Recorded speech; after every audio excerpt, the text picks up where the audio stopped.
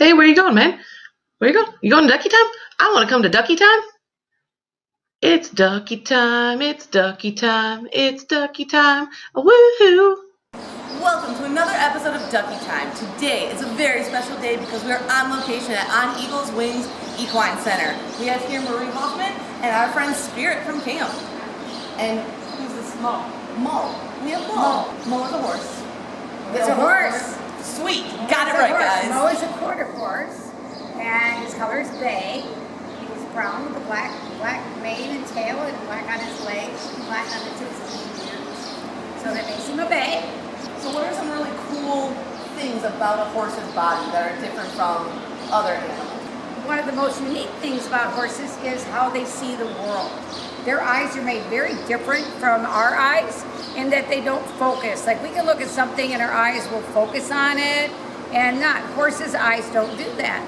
So how he focuses, if he wants to be looking at something far away, he will lift his head and look out of the bottom of his eye. And then he can see distance. If he wants to see something up close, he'll put his head down. Are we going to put our head down for him? Here we go. He'll put his head down. Now he's looking out of the top of his eye and he can focus on close things. And then the back of their eye is not flat like ours, it's hilly. And so when they're looking at something, they're trying to figure out what it is, they'll like move their head all over because they're trying to get it on a different focus in the back of their eye so that they can identify what it is. And then the other thing is their ears. Their ears tell you where their mind is thinking. So if he's thinking about being up front, a little dirt here, my head there. Now he just looked, he said, look, I'm looking at my leg.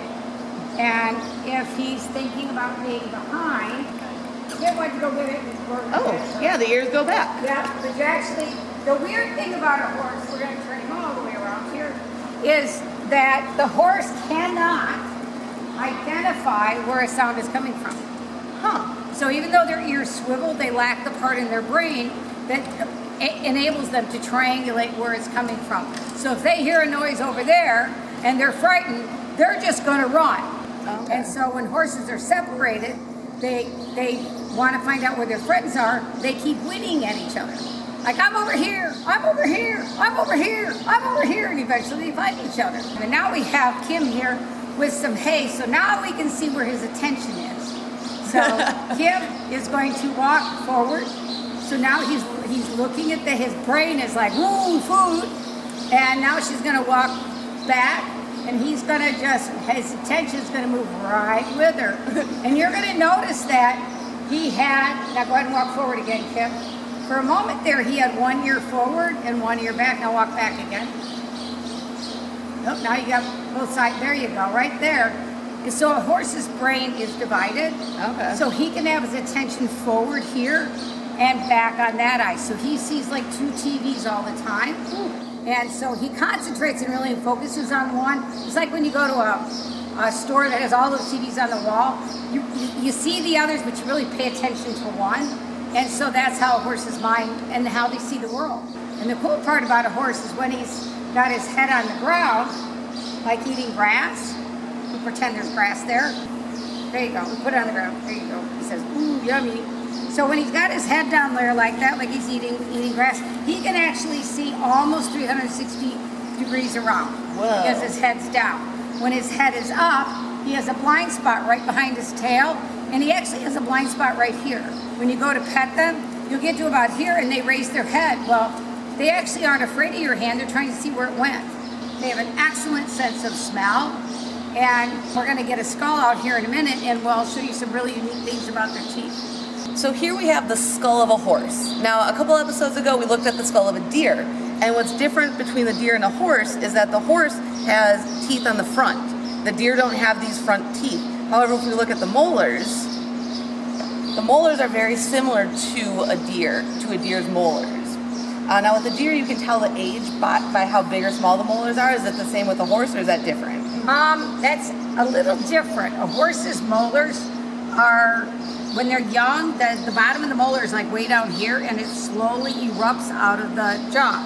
As they get very old, this distance actually stays pretty much the same until they're really old, like in their late 20s. This is called the dental star, And by the shape of the teeth, because this changes, that's how you tell a horse's age. Oh, okay. Within a few years.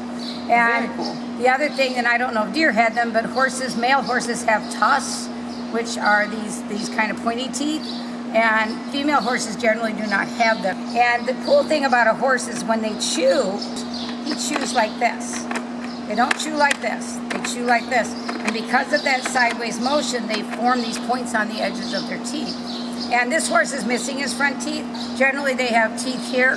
And the other thing you tell on an age of a horse, he's called long in the tooth. His teeth look really long in the front here. So if you look at most teeth, you'll see that his teeth are not as forward, and they're not as long. So he's a younger horse. There's an old saying that you don't want to look a gift horse in the mouth because it might be really old. The horse is a hoofed mammal.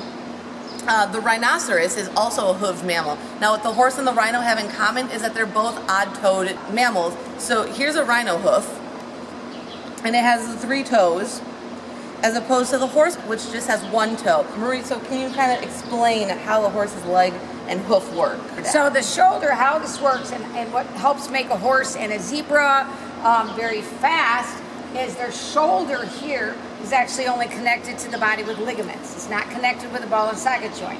So it's got the ability to slide a lot, so it gives him a long reach. So that's his shoulder. This is his point of shoulder, which is here. This is his arm, which is like our arm. This is his elbow, which is like our elbow, and his elbow is always bent. This is his forearm. This is also called his forearm. His knee is like our wrist, and then his cannon bone is like this bone in our hand, and then his fetlock is like this knuckle joint on us, and then this pastern is like this bone, and then there is another short bone in here, and then inside his hoof, which also the zebra has, it looks like a horseshoe crab, but it's called the coffin bone. And so inside the foot is a hard surface, and then there's a large blood supply and something called laminae that holds the outside of the foot to the coffin bone. It's like Velcro.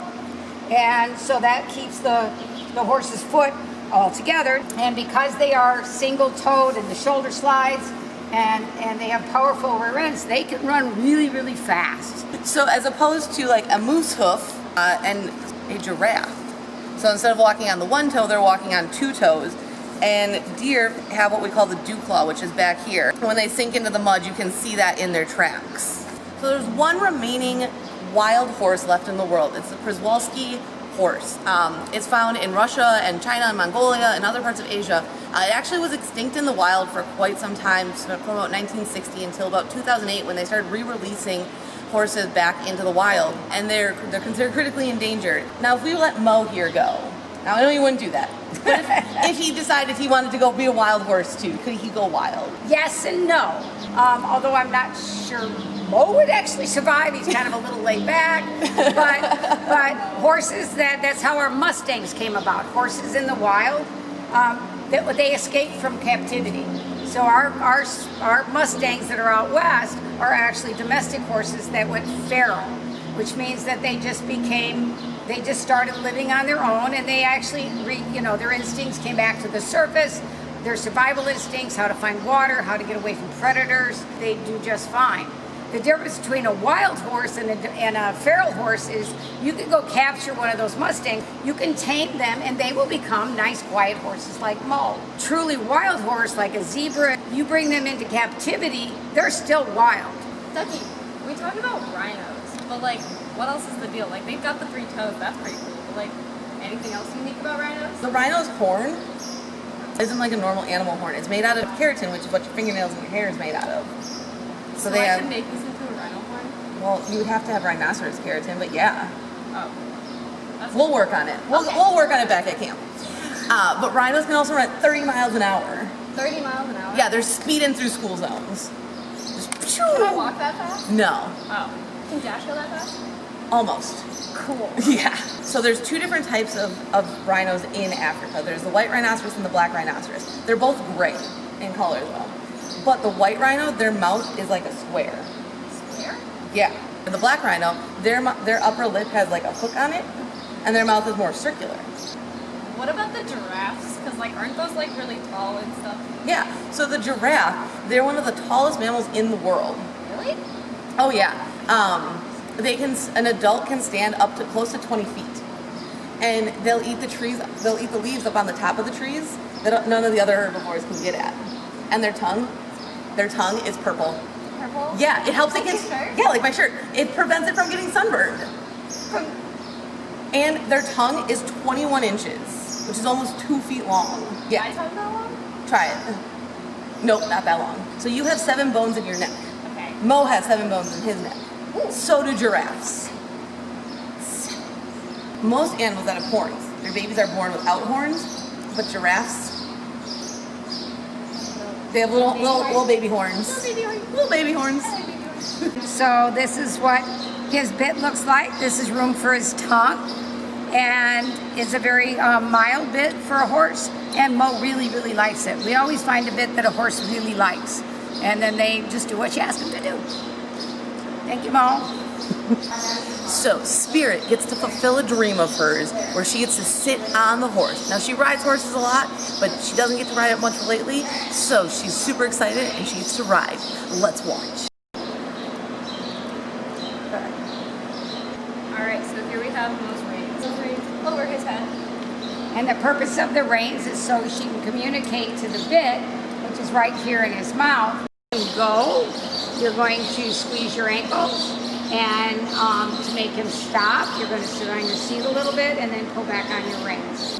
And this is how the Indians and the original horse riders started riding horses. They rode them bareback. They didn't have bits like that. They just used cords or pieces of string or vines like woven together so that they could put it in their mouth or around their muzzles, which is their nose. And that's how they communicated with them. And then over time, they discovered that your pants get kind of dirty. Then they started putting blankets on the horse to keep your clothing clean. And then they started strapping those blankets down. And then they thought, maybe we should put a little padding in the blanket. So now they have a little padding on top of the horse's back. And then they started covering that with leather. And then pretty soon they decided, they found that if they put stirrups on, that would be even better. And that's how they developed the saddle. And the bridle sort of evolved in the same way. So now she's going to bring Mo over here by the, we don't dismount by the mounting block, so we're going to stop Mo. You're going to sit on your pockets, pull on your rein a little bit, and then put your hand back by his neck to release the pressure on the rein. You see Mo licking and chewing there? When a horse licks and chews, it means that he's thinking and the world is great. If you hear them sigh, go, then that means that all is well in the world. Well, thank you for joining us for this episode of Ducky Time. We had a ton of fun. Spirit, thanks for joining us. Marie, thanks for helping us out. And Mo, you've been super helpful. Thank you. Join us next week when we talk all about the sounds of nature. Thanks, birds. The sounds of nature with Maestro. Bye.